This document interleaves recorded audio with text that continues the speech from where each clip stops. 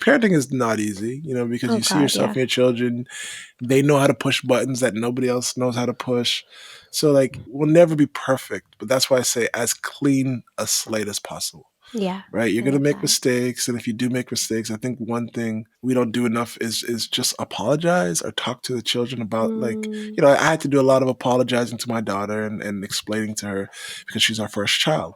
Right. Mm-hmm. And you don't realize that you're What you learning do. how to parent from your parents. And our parents weren't perfect. They come up in an age where I don't know what your background is, but I think that generation is very stubborn in a lot of ways. Well, they didn't have the tools. Think about who they were raised by. Yeah, And absolutely. what the conditions were. And so in that generation, the story was suppress emotion, endure, white knuckle it through, do whatever you can, and don't break, essentially.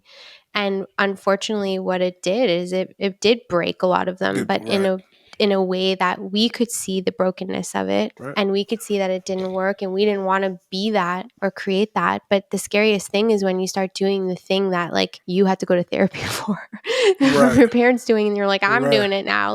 That's generational patterning, and it is tough. And some of it is genetically passed on, and then there's the nurture side of what we witness and how we're conditioned and programmed. And really, one of the things that I love, especially in this age of technology and everything, is I love to bring people back to we are the greatest technology on the planet. The human technology is the most and we haven't even scratched the surface of understanding at all. So really, if you want to use computer language, we got downloaded with a whole bunch of programs and software, and some of that is not working. And some of it we got to literally remove, and it takes work. There's viruses in there. Yeah. And I respect what you say about your first, your daughter, because I even look to I have two sons, and they have a significant age gap. They're 4.5 years, which is significant enough.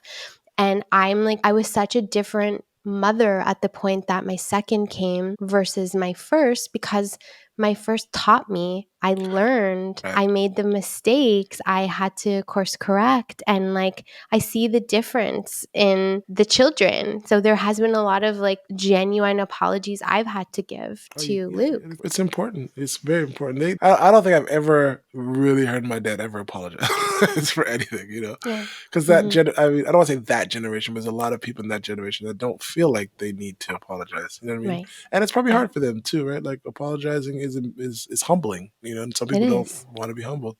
Yeah. But I think my daughter a lot of times just had to talk to her about things and just talk her through how I was taught and how I was thinking, and just kind of and talking her through it. You're kind of unprogramming yourself. You're kind of unwiring that thing, because once you call it out, now you're seeing it objectively, right? 100%. Goes back to what we were saying about honesty, right? And consciousness. Yeah. Right. It's just being conscious, being aware.